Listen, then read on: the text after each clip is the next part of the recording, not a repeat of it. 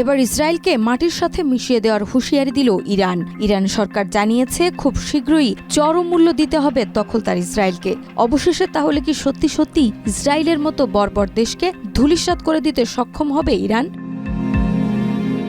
ইসরায়েলের যে কোনো আগ্রাসনের জবাবে সরাসরি পারমাণবিক স্থাপনাগুলোর উপর হামলার হুমকি দিয়েছে ইরান। 10 জুন দেশটির সর্বোচ্চ জাতীয় নিরাপত্তা পরিষদের পক্ষ থেকে দেওয়া এক বিবৃতিতে বলা হয়, ইরানের গোয়েন্দা বাহিনী একটি জটিল ও কৌশলগত অভিযানের মাধ্যমে ইসরায়েলের পারমাণবিক কর্মসূচি সংক্রান্ত বহু গোপন ও স্পর্শকাতর নথিপত্র সংগ্রহ করেছে।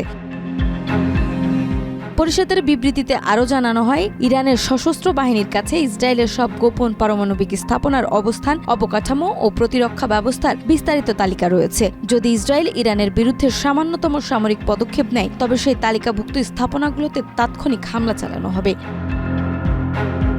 ইরানের ইসলামী বিপ্লবী গার্ড বাহিনী IRGCর গোয়েন্দা সংস্থার প্রধান এই অভিযানের নেতৃত্ব দেন। তিনি একে বুদ্ধিবৃত্তিক মাস্টারপিস হিসেবে আখ্যা দিয়ে বলেন, এটি শুধু গোয়েন্দা সফলতাই নেই, বরং ইসরায়েলের বিরুদ্ধে এক মনস্তাত্ত্বিক ও তথ্যভিত্তিক বিজয়।